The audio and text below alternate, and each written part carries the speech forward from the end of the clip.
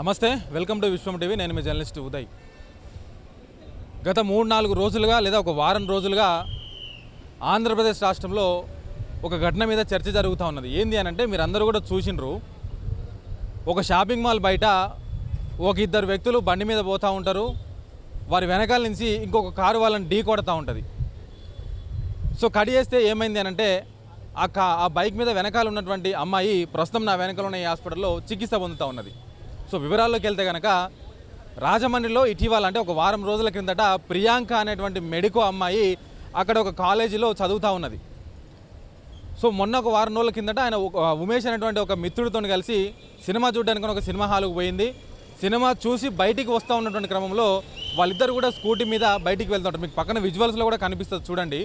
Scooty మీద బయటికి వెళ్తూ ఉన్నప్పుడు దాని వెనకాలే ఉన్నటువంటి ఇంకొక కారులో నెక్సా అనేటువంటి ఒక బ్లాక్ కలర్ కారులో నుంచి ఫస్ట్ చిన్నగా డాష్ చేయడం జరుగుతుంది. సో వెంటనే వాళ్ళు అప్రమత్తం అవుతూ ఉన్నప్పటికీ కూడా మళ్ళీ రెండోసారి అదే కారుతో వాళ్ళని గట్టిగా గుద్దడంతో వాళ్ళు అక్కడికక్కడే కింద పడిపోతారు.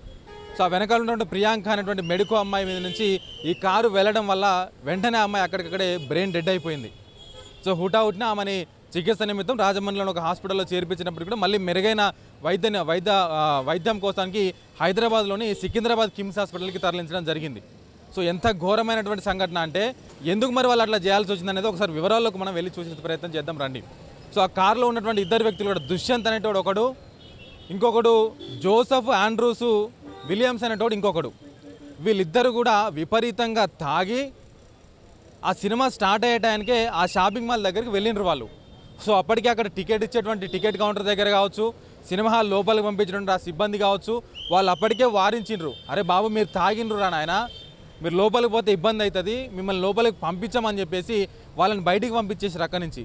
సో బయటికి పంపించడంతో వాడు ఇంకా ఆ ఇద్దరు కూడా అప్పటికే మధ్యమత్తులో ఉన్నారు కాబట్టి ఇంకా కోపంతో రగిలిపోయి ఏం చేయాలని వాళ్ళకి అర్థం కాలేదు. కానీ సినిమా అయిపోయిన తర్వాత మళ్ళీ అక్కడే ఉన్నారు వాళ్ళు.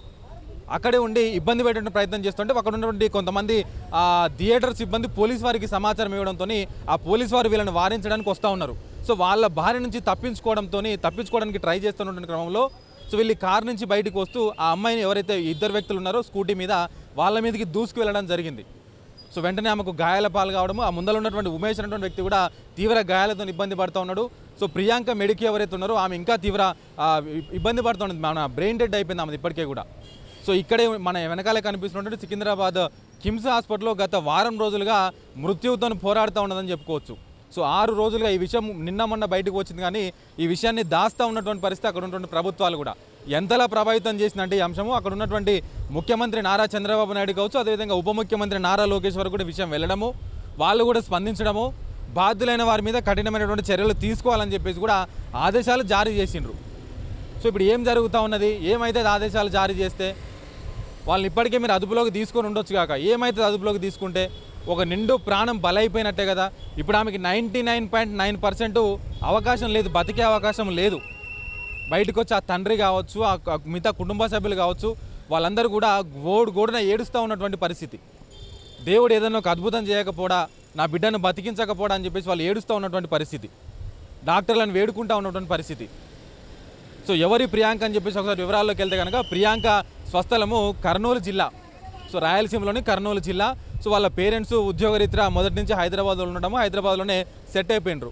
ఆమెకు రాజమండ్రిలో జిఎస్ఎల్ అనేటువంటి మెడికల్ కాలేజీలో సీట్ రావడంతో అక్కడికి వెళ్ళి ఆమె పీజీ చేస్తున్నది డెర్మటాలజీ విభాగంలో. సో 28 సంవత్సరాలు ఉన్నటువంటి ప్రియాంకకు ఇంకా మంచి భవిష్యత్తు ఉన్నది, చాలా భవిష్యత్తు ఉన్నటువంటి అమ్మాయి.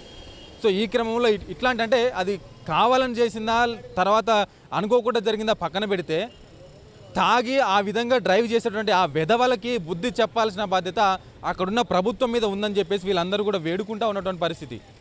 ఏం జరుగుతున్నది, ఆ వెధవలకు ఎందుకు వాళ్ళు అట్లా ప్రవర్తించిండ్రు, ఏం చేస్తున్నారు, వాళ్ళని మహా అయితే అరెస్ట్ చేస్తారు, రిమాండ్కి తరలిస్తారు. సో ఇంకొక వార్త కూడా ఏం వినిపిస్తూ ఉన్నదంటే ఆ ఇద్దరు నిందితుల వెనకాల కూడా బలమైనటువంటి రాజకీయ బలం ఉన్నది. సో అందుకనే వారం రోజులు కావస్తూ ఉన్నా కూడా ఈ విషయం ఇప్పటివరకు కూడా బయటికి పొక్కడం లేదన్నటువంటి వార్తలు కూడా వినిపిస్తూ ఉన్నటువంటి పరిస్థితి.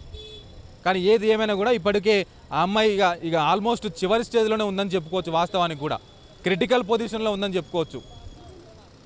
సో ఆ తండ్రి అప్పుడప్పుడు బయటకు వస్తూ ఉన్నాడు, మాట్లాడుతూ ఉన్నాడు, కజిన్స్ బయటకు వస్తున్నారు, మాట్లాడుతూ ఉన్నారు, కానీ వాళ్ళకి మాటలు రానటువంటి పరిస్థితి. దీని వెనకాల ఖచ్చితంగా రాజకీయ హస్తం ఉన్నది, రాజకీయ నాయకుల అండదండలు ఉన్నాయి కాబట్టి ఇప్పటివరకు ఈ విషయాన్ని బయటికి రాణిస్తలేరు. నిందితులను కఠినంగా శిక్షించాలని చెప్పేసి వాళ్ళందరూ కూడా కోరుతూ ఉన్నటువంటి పరిస్థితి. ఎవరు చేసినటువంటి పాపం ఇది? వాళ్ళ దారిలో వాళ్ళు పోతూ ఉన్నారు. ఈ విధవలు తాగి, ఈ విధవలు అప్పటికే చాలా నానా హంగామా చేసినటువంటి పరిస్థితి. అక్కడ తాగి ఆమెను ఢీకొనడంతో అనవసరంగా చెయ్యని తప్పుకు ప్రాణాలు కోల్పోవాల్సి వస్తుందా అంటే ఈ ఘటన అవుననే సమాధానమే మనకు వినిపిస్తూ ఉన్నది. ముఖ్యమంత్రి కానీ ఉప ముఖ్యమంత్రి కానీ స్పందిస్తే సరిపోదు.